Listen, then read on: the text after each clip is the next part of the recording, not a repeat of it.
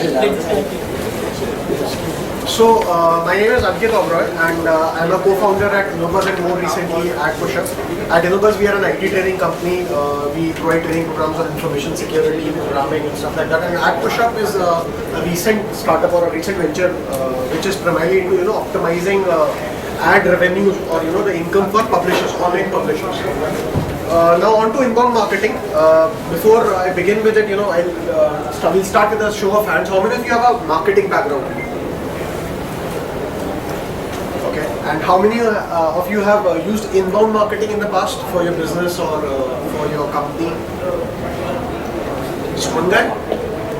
No. What is inbound marketing? We will be talking about that, but that's what we are. And what about outbound marketing? Then we don't know about inbound. So, a lot of you don't have any idea about what inbound marketing is? No. Some ads. So startups, if you're a startup, then you should know about inbound marketing. That's my point. So outbound marketing, how many of you have used outbound marketing or any other form of paid marketing? Okay. Perfect. So how many of you are doing startups right now? Or plan to do a startup? Great. So a perfect audience for me, people who are doing startups and don't know about inbound marketing, because this is something which can really help you. Next thing is, now we have done with the questions which I had.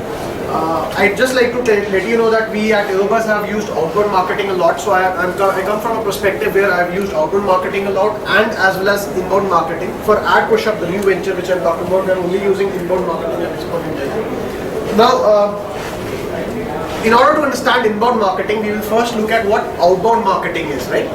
Which probably all of you already know, but still we'll take a look at what primarily the sources of outbound marketing are. So in the offline world, outbound marketing or the offline marketing is nothing new. It's existed ever since the paper was invented back in 1600s when Chinese paper mills started reproducible content on paper. So it's nothing new. You have flyers from 1800s, 1900s, but as of today, offline marketing can be termed as primarily the segments are print, which is your newspaper, your magazines, right? Television for outbound marketing and radio, of course, right? So digital, they come under a broad category of digital as well. Now when you talk about online, in the outbound marketing could be termed as display, banners which Anirudh showed again. You had paid search, the paid search listings which come on when you search about anything on google.com. And then you have contextual ads, example of them being AdSense. How many of you know about AdSense?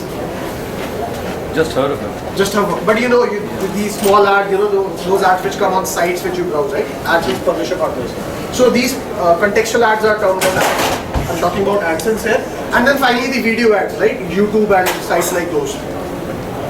Now the biggest problem with outbound marketing, again I'm just giving a disclosure that I have also used outbound marketing and we actively use it.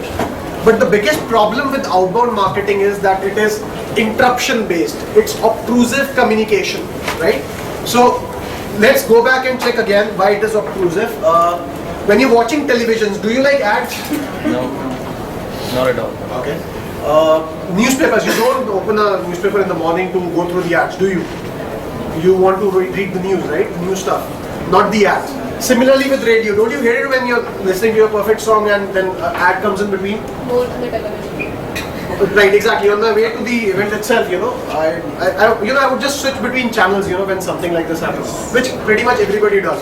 So you probably get the idea. It's called obtrusive communication or interruption-based communication. So is it with online? Yeah. So there is one exception: the ad outside metro stations. See, exceptions can be found everywhere, but then again, the kind of ROI or the followership which you would, I would come to the offline media also. I would probably address your question. It could come as a good case study of a campaign which I saw, and I could probably cover this up in the Q&As if you remind me once again. But if you see, the same problem happens with online, right? Probably I could probably give you some examples about why online outbound marketing is also very interruption based. So, for example, this is a screenshot which I took from moneycontrol.com yesterday night. Can you see the clutter? Right? So somebody somewhere would say that India Property is doing a great job, but I wouldn't think like that. I'd say this is a lot of clutter, and the people, for example, I did not open moneycontrol.com to see these ads, right? I wanted stock quotes, I wanted some information about my recent stock purchases, or information about a company which I recently invested in. This is not what I want. I don't want to buy a house in Noida or Gurgaon, right? So these ads are a clutter, and how many of you actually focus your time seeing these ads? Can you remember any display ad which you saw yesterday? I'm talking about yesterday. Can you? Were you browsing on the internet? Were you browsing yesterday? How many of you were? Can you name a single ad which you saw yesterday? Nike. Wherever I went, I saw the same ad digital. Marketing. No, I'm not anti outbound marketing, but I'm just saying this is a problem. This is the reason why inbound marketing generated. As I said, I myself use outbound marketing. Anu showed a case study where we do, but this is the reason why inbound marketing came into picture or perspective. The reason why it happened is this. Then this is the example of Forbes.com. I suppose most likely Forbes.com. Have you seen such ads? When you open a new website and they take all your screen space for 5 seconds, 10 seconds, right? Don't you hate it? You don't? You have to wait. Most of the time, yes. Skip to the website. Huh? You're looking for the little link, skip to the website. Right, the skip, exactly. So which shows, for example, I don't remember seeing an ad this way. Jim also thinks alike. He thinks that making display ads by placing click here would make them more relevant, but this is not the case. So we have paid search again. Paid search says, again there you can see a bit of clutter. Now these are the the PLAs which Anirudh was talking about. So this is not free. This is again paid marketing. PLAs, right? Product listings. So these are also paid. So you would probably see when I wanted to search about something, the majority of the space was occupied by paid advertisements, right? For which companies are spending a lot of moolah, spending a lot of money to get this space. Now, before I come to email list, another thing I would like to mention that we've been using Google, and it has worked very well for us for the last 5 years or 6 years. We've been using it since late 2007, 2008. But there is a change which is visible. As an advertiser, I'm telling you this.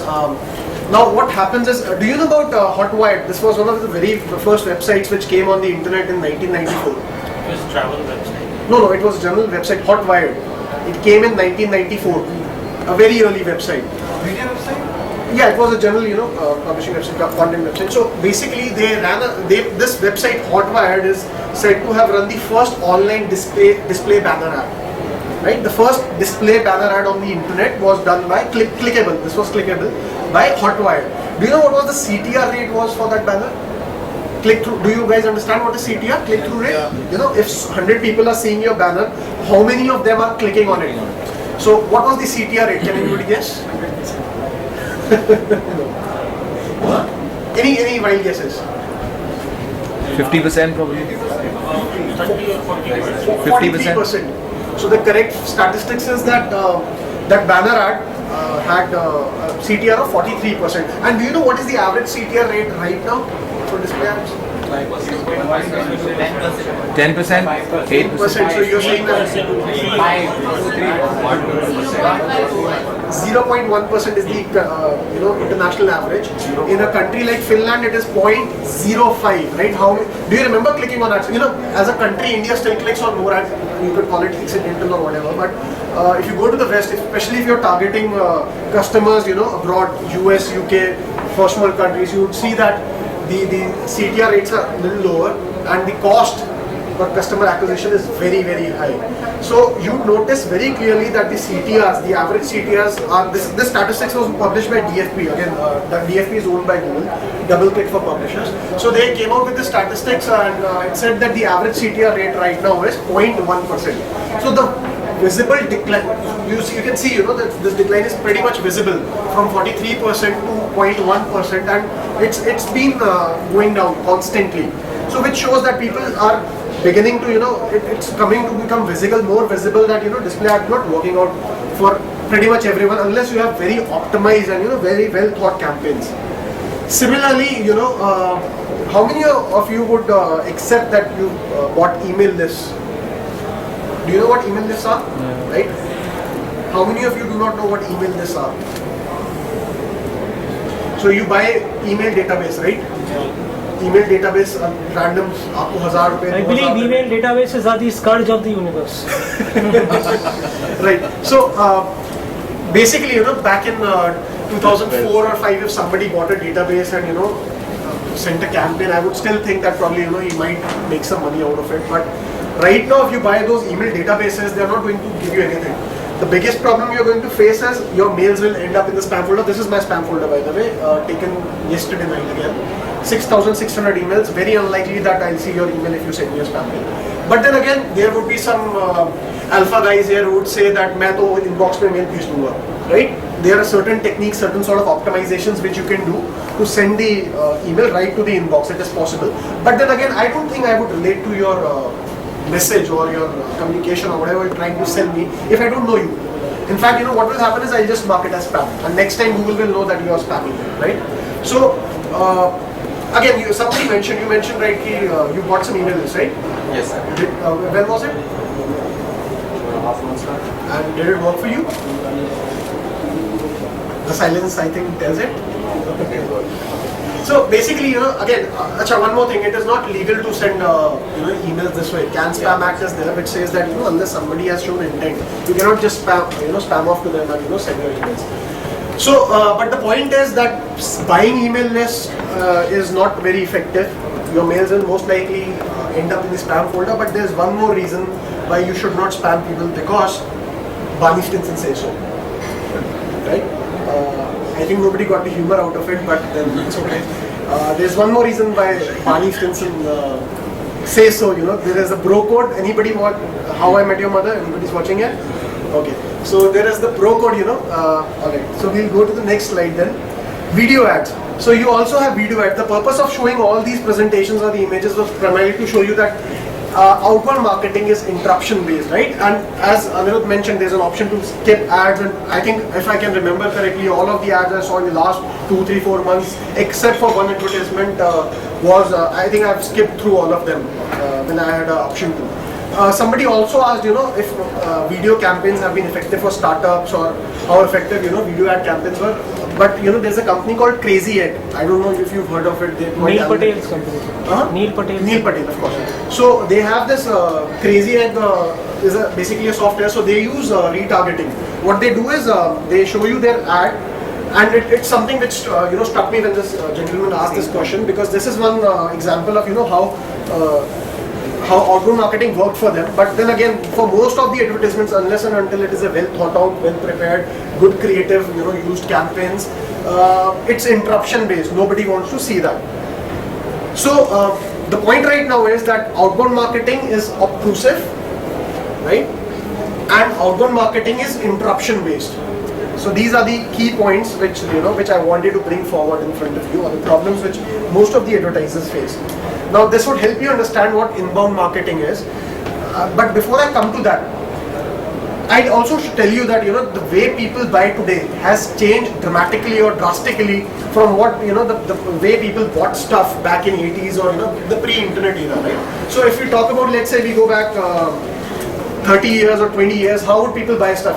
If for example I had to buy shoes, new shoes, I would probably know that Bata is the biggest company because they've done a lot of outbound ads. Well, in newspaper mein unka ad dekha hai, idhar dekha hai, udhar dekha hai, and probably Bata is the company which is a very well renowned brand, and I should probably buy a pair of shoes. I should buy it from Bata, right? Similarly, if I had to buy a car, probably because of the huge PR benefits Maruti Suzuki got, or the ad campaigns which they did, the viral effect which they got, so probably I would have bought a car from Maruti Suzuki.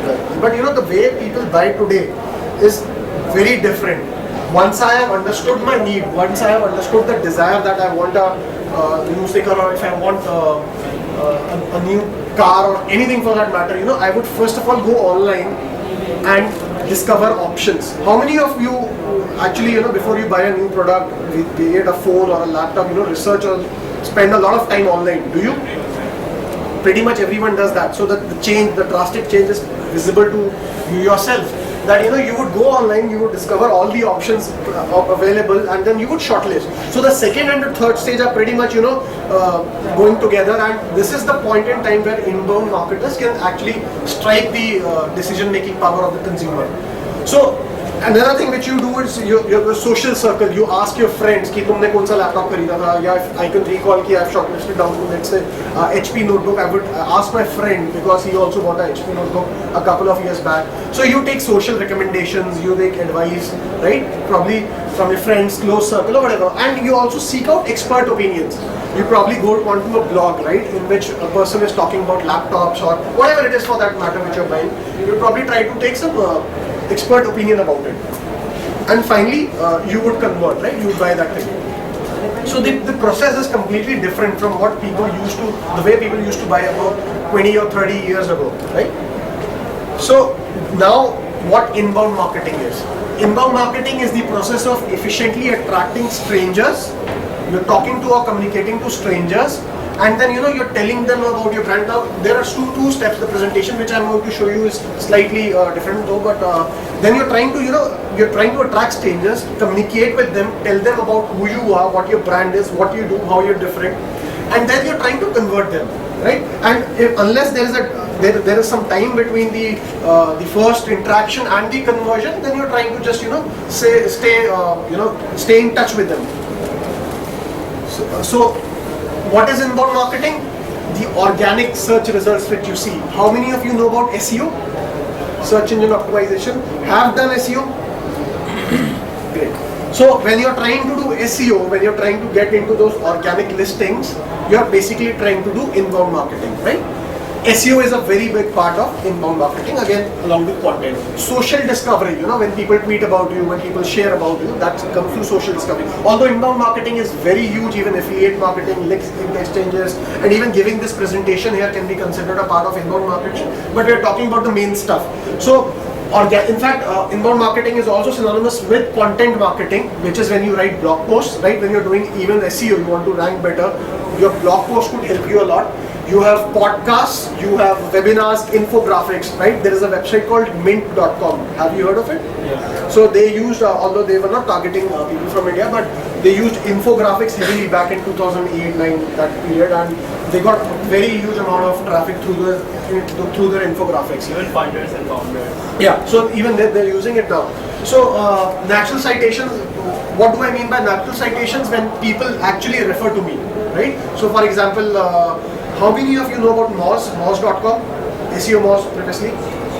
Right, so if a important forum or a renowned forum or a blogger talk, let's say if I'm selling laptops and there is a so-called laptop, or a computer guru on the TV or on the print or on an online blog, and if he takes my name, my product's name, and says that ye product acha hai, so I would count this as a natural citation, right? When people cite examples about you, when people cite examples or rather about your product, stuff like that. So that this is termed as natural citation. And then you have, of course, the opt-in email subscribers. When people come to your website, they subscribe to your newsletters, they subscribe to about your product to get more information about you. They try to take a free trial about your product, stuff like that. And finally, the Q&A sites, more like Quora, right? The process, how inbound marketing works, you attract visitors, which at this point are called strangers. You try to convert them, although between the attract and the convert stage, there is also another stage, to stay in touch with your prospective audience, because it is not necessarily that a stranger would just come on your website and convert into one of your customers. But then again, the process is pretty much visible here, that you will attract visitors through your blogs, primarily through inbound marketing. You would then give them information about who you are, what you do. You would probably give them a landing page or show them a very good article about your product. Then you would probably close the sale, and now this depends on what your target, what your acquisition is, or what you're targeting at. It could be an email sign up, or it could be a purchase, or whatever terming as your conversion as. And then finally, there is also delight which comes in. In fact, a lot of people also try to target people who have already converted. A recent example was a company, I can't recall the name, but what they did is, for every paid customer, whenever somebody paid and converted into a customer, they would go ahead and send them a personalized jib-jab or a Fiverr made video. So imagine you have just subscribed to a website and you have just got yourself a new plan on that paid plan on that website, and next day the company is sending you a personalized video saying you're awesome, somebody actually saying you're awesome in person. So it went on to make them very much viral. These videos were shared. So this company also used. And how much did it cost them to make those videos? It's $5. They made it on Fiverr, or I think it was Dipja. So $5 per video made. Similarly, now that we know about inbound marketing, the holistic view, or the overall view about what inbound marketing is, it can also be termed as best way to get free conversions or free traffic. We will look at the top 3 actionable data, the top 3 things which you can learn right now and probably go back home and use it to improve or bring more visitors to your startups, to make your startup more popular. So these 3 things which we are going to cover right now is SEO, dominating search engine result pages, plus a slight bit of link building, which is because it is required. It will be all natural link building, unnatural techniques like thousands of blog posts, thousands of directory submissions and all straight away make you go into the banned area of Google, or probably in a sandbox, because it won't help you rank well. So normal good link building techniques coupled with SEO. You have guest posts, I'll tell you what they are in case you don't know, and finally list building. List building, I mean email subscriber database or list building naturally. So these are the 3 techniques or things we're going to learn right now and see how it will help. But then we also have again another meme for you here. Now before we start with the SEO process, let us first understand what keywords are. All of you know what keywords are, right? Right? And have you used a keyword tool in the past? Right? Which keyword tool, if I may? Google keyword, which has recently changed, right? Anybody, people here who do not know about keyword tools? Okay. So people here who do not know about what keywords are. Great. So everybody knows what keywords are. So as you already know, keywords are the phrases or the exact keyword which people search for when we are on a search engine. So once you identify what your keywords are, how do you do that? How would you identify what your keywords are? Based on the service that we provide. Okay. Have you seen Yahoo Answers?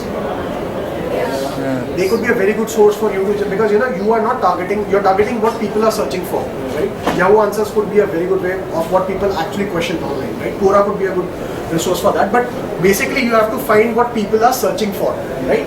And then use a keyword tool to probably analyze, if it is worth it, it makes sense for you to capitalize on that keyword, because you might have a very good keyword, but it might not be searched that much, the search volumes could be pretty low, less than maybe 100 or so. So what we are aiming for, if you are a beginner, you could probably aim at a keyword which is somewhere about 1,000 searches a month, right? It would be pretty easy to capitalize on such a keyword, and the competition should be pretty less, not in the normal case, again, exceptions being there. But we are looking for, first of all, the keywords that people are searching for, and then we are going to use that information to convert that into keywords, right? So that you have actionable keywords which you can target and put your content related to it. Now there are some tools. Now since the Google keyword tool has recently changed, there are 4 more websites which you can probably use to generate your keyword ideas. Next slide, thank you, Shubhu. The next slide I will be showing you how Ubersuggest shows you keyword recommendations. But these are some very good websites which you can use yourself to generate keyword ideas. But again, make sure that the keyword the keywords which you finally select are something which people are searching for. So make sure the statistics are somewhere around 1,000 searches a month. I read something recently that Google has actually started encrypting searches. Yes, so when people are, this has happened recently, very recently. So when somebody comes onto your website, normally if you have Google Analytics installed on your website, you can clearly see although maybe 80% tak nahi dikhta tha, but you could probably get a listing of keywords using which people found you. Yeah, I'll explain that again. So you get a view of what people searched for and came to your website, but now it is not going to happen anymore. Yeah. So you were asking what are the searches, right? 1,000 searches per month. Per month. Does it gonna affect the way SEO is done? Yes, it is, but then again, there is some way of, I would say not a very effective technique. Make a list of, let's say, about 10 or 15 very good high-ranking websites which are, ranking for that particular keyword. Once we have those websites or articles, we would then go to the next step. which is link analysis. We will use a tool like Open Site Explorer run by Moz, Topsy, which is more about the social or what is happening right now thing. It uses Twitter to does the Twitter search in a more efficient and a better way, and ahrefs.com. So the first and the third tool can be used to do link analysis. Using link analysis, what you will do is you will find all the websites which are linking, all the pages of websites which are linking back to that particular article which we had shortlisted, which was already ranking well, right? So once we have those links, using this link analysis, we will shortlist down to websites or articles, those pages which have at least 80 to 100 inbound links or 80 to 100 unique websites linking to them, right? So once articles have 80 to 100 inbound links coming to them, we will shortlist down to them, and then we can probably from that shortlisted view, we could probably just shortlist one idea which you like the most or which you can write about most, and then we will create content about it. How we will create better content. So for example, if you found a website which was or article which was 50 healthy snack ideas, what you are going to do is you are going to create an article which is say 150 or 200 or 300 healthy snack ideas. You know, very similar, but how will you make the content better? You will make it longer, a larger list. You would make it more up to date. A lot of content you find on the internet is not up to date, right? It might be old or it might be covering techniques which can no longer be used. So you will make it more up to date. You'll use a better design. So probably guys who know Illustrator could make a lot of good, graphics around it. You'll make it better design and more thorough, right? So you will make better content, which is of course better than the competitor's article which we have just shortlisted in the last step. So we will make better content, and it is not difficult to make content for people who are new to content writing. Probably there's one more slide which tells you, why content writing or creating content is not all that difficult. So the next step comes is that we will create better content. Next and the final step is outreach. You have created good content, then you put it live on your blog. Another important thing to remember here is that how many of you know about the Google Plus profile link which comes in along with your articles, right? Yeah. You've seen that? Yeah. Right? What is it called? Authorship. Google Authorship.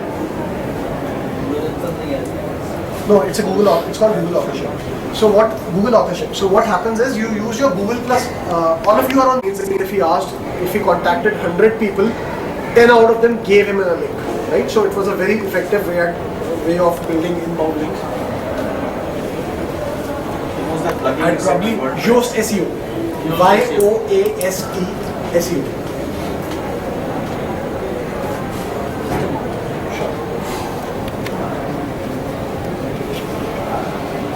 You could of course play with it and probably change it up. For people who have not done inbound marketing in the past, it might seem like it's a lot of work to do. Why not put ads on Google first? But then again, once the momentum builds up with inbound marketing, it's really huge. I could cite a number of companies which have gone really, really big. When I mean really big, $7 or even $8, 8-figure dollar revenues, and it's all through inbound marketing. So initially it might be a little slow, but if you are doing good work, if you're using creative strategies over a longer haul, you probably make a lot out of inbound marketing without spending as much money. It might be a stupid question, but how do you get to these emails? So probably it's a very of course I think last campaign outreach I did, I got 90% of emails of the people I wanted to reach out to. It's very easy. You could use Google, of course. You could use Whois data. So for example, there's a website called xyz.com and you want to reach out the owner, you could probably do a Whois and find out the owner details. Similarly, I think if you there are tools like Rapportive. You could tools also if in case. There are also tools like Zingo for MS Outlook. So there's a tool which I'm going to mention next also. But anyways, you probably get the idea that you have to reach out. In fact, a lot of webmasters, because I'm talking about a community when people link out to you or other companies, they are active in the web space, right? In the blogging space or something like that. So basically, they would even have contact us forms on their website. So there is no problem in using those contact us forms also on the website which you see, right? Another common technique which is used to build links. Now we have got the content up. Now the point here is, what I'm trying to highlight is that we've already got the content up. The best way to rank that content is of course it is fresh content, to automatically rank a little better, but then you have to build links, right? We got links through that technique, the other skyscraper technique which I mentioned. There is also one very common technique which is used, which is called the broken link building technique. Right? What it does is, what I will do is I will find a lot of resource pages which are related to my niche. Resource pages could be like, for example, if I'm, let's take an example of, if I'm selling laptops or e-goods, so I will just put in my niche here, e-goods or whatever. If I'm, let's say I'm doing SEO, so I'll put my niche here, which is SEO plus resource pages. SEO plus resources, recommended site, links. So I'm sure you can figure out a lot of other ways to search for such resource pages. Resource pages generally give links out to important articles or important pages relating to that niche, or which explain that niche pretty well. So using this technique, you will search for these resource pages, and then there are certain tools which you can use. One being the Chrome extension called Check My Links. There is another tool called Link Sleuth, which you can use to find out broken links. Now, a lot of these resource pages could be very old, right? They could be made a year back or 2 years back or 3 years back, and they might have broken links. Pages which have gone down ever since the, from the time the resource page was actually created. So you could use these Chrome extension or tools like Link Sleuth to find out these broken links on these resource pages. First step is to make a list of such resource pages and then find broken links. Next, and the final step would be to contact the site owner and tell them that on your website this is the link which is broken, and the small plug at the bottom end which says probably adds a bit about that, by the way, I am also from this so and so background on from the same niche, and I also published an article with the same content or with a similar view or of the similar niche, and probably if you want you could probably give a link to me. So this is also very common and very effective technique which is used by webmasters to build content or inbound marketers to get links to their content which they want to write. So we just say we first tell them what is wrong on their website, Yes. and then we also tell them please include us as well. Since we No, have basically you put a very small, again you have to remember that it does not sound like a marketing pitch that but it works. Of course you can't get 100% conversion for anything, but it's generally seen that it works about even as much as 15 to 20% of the time that a person whom you pointed out to was able to finally actually put a link back to your website from that resource page. But then again, it also depends on how the content was made, what quality of content you had. If you perhaps had a very poor quality content, then you probably would not get a link. But on the same side, on the other hand, if you have a very good quality page made with a very thorough content, so probably your chances or likelihood of getting a link from the webmaster increase. it is better to have a lot of sites linked to your site, and that is why we are doing this exercise. Right, so it is good for you to have more inbound links, but then again with time, when you search about link building, it is also important to analyze what are good links and what are bad links. So typically pages which rank well, although there can be a detailed study and I can give you a complete presentation about how to find good links, link analysis, detoxing links and stuff like that, but generally the rule of thumb is that if you're finding these websites ranking well on search engines, so they would have a good link profile, right? So that's what we are assuming here. And generally, if you have about even 90% or 80% good link profile, that's also a very good number. So it's not that all of your links have to be good in terms of the profile. Some other common techniques which work very well is Haro. Have you heard of Haro before? Help a reporter out? I think there is a website I saw on Hacker Street India some time ago. An Indian company is also building something similar. Indian startup is building something similar, but I'll give you an example of what Haro is. What's the name of the Indian startup which is building? I can't recall. I saw it on Hacker Street India.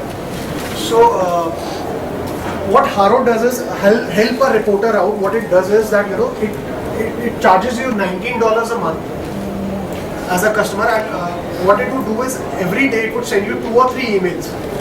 Those 2 or 3 emails would include a lot of articles or ideas which writers want to write out. So for example, if you are a writer who wants to write a story on say XYZ topic, or let's say cybercrime, for example, so you would want some resources, right? You want people from the industry talking about it, but you don't know who these people are from the industry. So what you would do is, as a reporter, you would go onto this website Haro. It is free for reporters and journalists. So as a reporter, you would go onto this website, you would just type in and tell them that yes, I am a journalist or reporter or XYZ person covering this topic, writing on this topic, and I want people about from this industry who have knowledge about so and so. I'll create a small write-up about it and I put this on Haro. Next thing, the communication rather than people talking, and discussing. So Google Plus is very different, and it helps you build a lot of relevant traffic. I wrote a post about it a couple of weeks back in fact. So fresh content also ranks well. Google is able to establish, when your content was published, especially through the meta tags which WordPress puts into this, and fresh content generally ranks very well. This is an example of how Harrow helped me. So I found out a person called Aaron who was running a story on.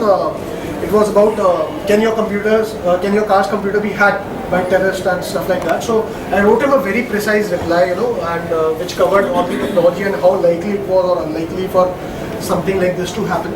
And within a week, I think he reverted back to me with a link. So similarly, I've used Harrow for a lot of inbound links. He got back to me on 10th of July, a couple of weeks in fact. So this was the link he gave me, as you can see, and it was giving me a link back to my website, which is Olympus.in. He was a freelance journalist. We got in touch again to write another story in the future. But this way, you could probably see Harrow works very well to get you inbound links. I've personally used it to build more than a dozen of such links. Guest posts are also very, very effective. I have a case study at the end covering how a company used guest posts to get very popular. How many of you know what guest posts are? What are blog posts? Something that I write. Right? Blog post is something which you write on your blog, right?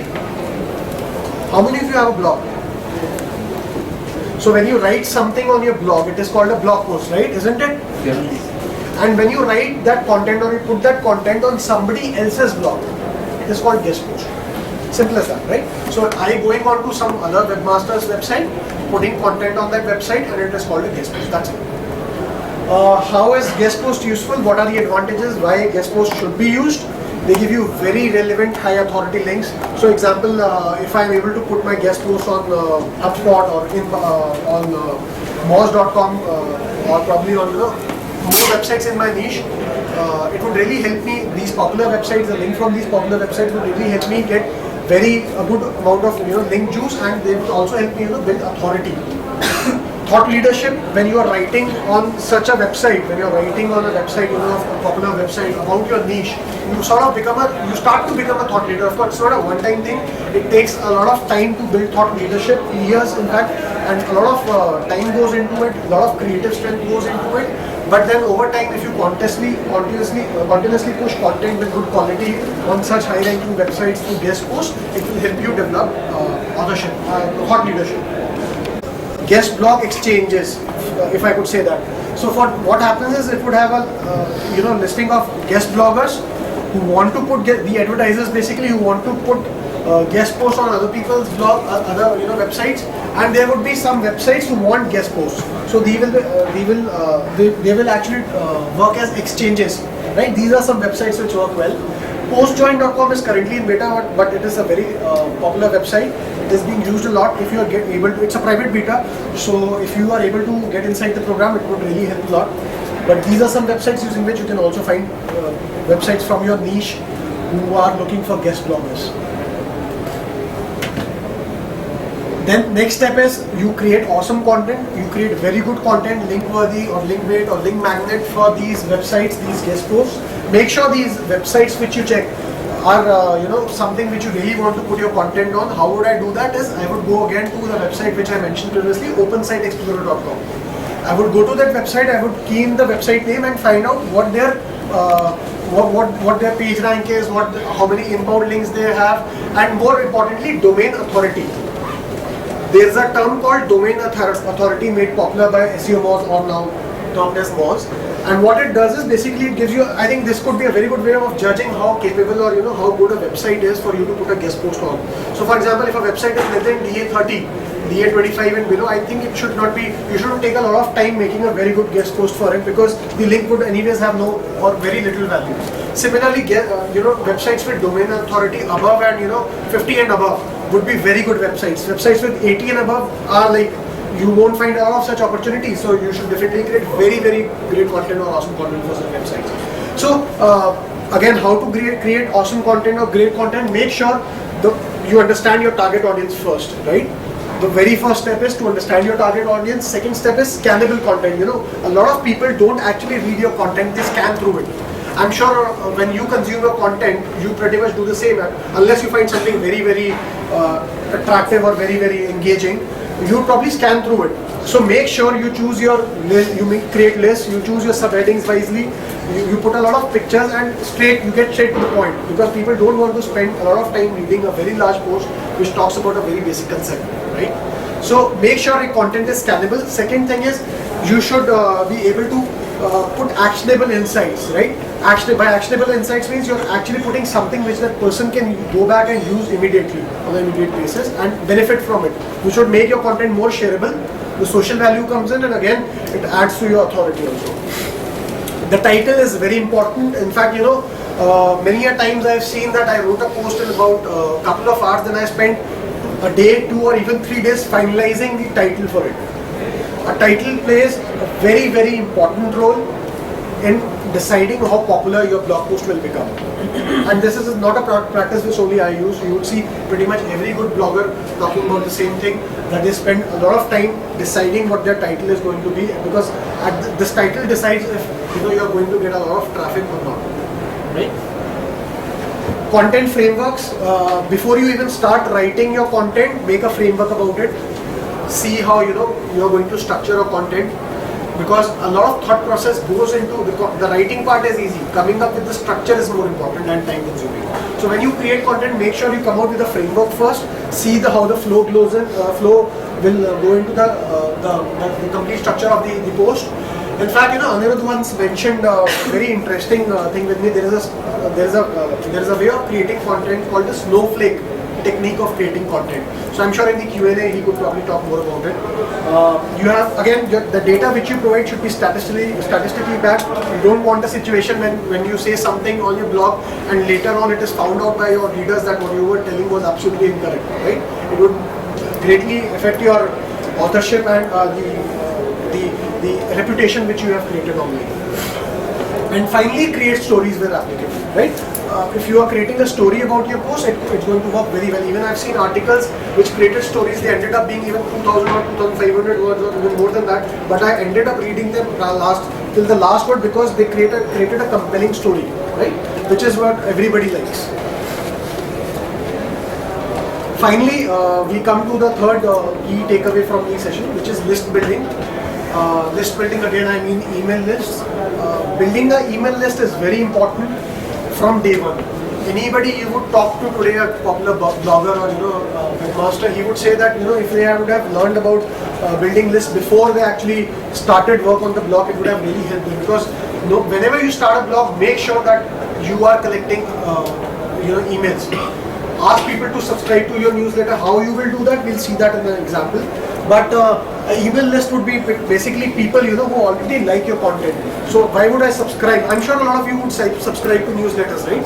So why do you subscribe to those newsletters? Because you probably want to know more about that company, or you already like what they're showing. You probably want to stay in touch, see how things grow with them, right? So this is a very good way to build a followership also about your product, about your company or your brand, whatever it is. And finally, it can help you if you give them good content, if you keep them engaged. It can also help you create your brand ambassadors who would go on to speak about you, right? Do not send emails more than twice a month. Sending email a day or twice a day might sound lucrative. You might get a lot of clicks back, but the attention span of the user is going to decline. Send emails only once or twice a month, so that you get a lot of attention when you send those emails. Finally, make sure your emails contain engaging content. Give your readers content which they can consume, instead of putting your marketing pitch. I'm sure you must have seen all those mailers from eBay and stuff like that, which only contain product listings and stuff like that. I know. Although I did subscribe to those mailers, but I no longer read them, right? Because I'm not interested in buying products as soon as I buy them. So create engaging content which people want to see. Create a situation when they are eagerly waiting for your email to arrive in their inbox, which will definitely help you. And of course, you can put a small marketing pitch somewhere at the bottom of the article or something. So creating engaging content is much more valuable and going to help you a lot, rather than putting marketing pitches inside your mailing list. How to do that? How would you build a very good or large email list, first you have to give your readers an incentive to join. Why would somebody want to join your mailing list? You have to ask your question. You have to ask this question yourself. Then value to retain, which is the engaging content which I mentioned. Give them engaging content so that they can relate to, and of course a relationship which is required for them, so that you can convert them at a later point in time. Some examples of, I talked about the incentive to join, so these are some examples. This is a website called Evergage. On the right hand side of the blog, they have this feed, this graphic coming in with a newsletter subscriber box, which says subscribe to our blog. It's free, fresh blog updates, ebook case studies, conversion tests. They recently did a A/B test in which they also put a very good ebook on the cover and said that as soon as you subscribe to our mail letter, you get this ebook free of cost. Similarly, this is something which is used on quicksprout.com, again run by Neil Patel. A very popular blog. So on the again right hand side of his blog, he has this big form in which he's telling you why you should subscribe to his email newsletter. And there's a very interesting thing which he pointed out recently, that even if all the search engine updates fall on him and Google completely bans him, even then he has a very large email list of engaged users to interact with. So he has nothing to worry about SEO since he has a huge mailing list, right? So this is what you should aim for, building a list, and this should happen from day one. Quickly to the case studies. I told you about these three things which you could do, these actionable or takeaways. Guest posting, I'm going to take the example of Buffer. Heard about Buffer? So Buffer is a very good app, just like you see those tweet buttons, like buttons, share buttons, you would recently might have noticed that there is this Buffer button happening also. So Buffer lets you, for marketers, for websites, it lets you schedule your Twitter or Facebook updates. It lets you schedule in advance. So how this Buffer app got popular? It was completely through inbound marketing. This person, I think Joel is the founder's name. So he wrote about 150 guest posts within a span of 9 months, which helped him get 1 lakh or 100,000 users or customers within a period of 9 months, only and only through guest posts. He wrote about, initially it took him 3 or 4 days to even write a single guest post, and now he can do it in a couple of hours. So practice made him perfect, but within 9 months he pushed about 150 guest posts, different blogs. He used my blog guest and blogger link up extensively. Later on he would directly follow up with important or websites in his niche or popular websites and get his post out after contacting the editors. Another thing which he mentions is that, of course, by copying the hell out of others does not mean a blatant copy, but you can overall get an idea, the concept.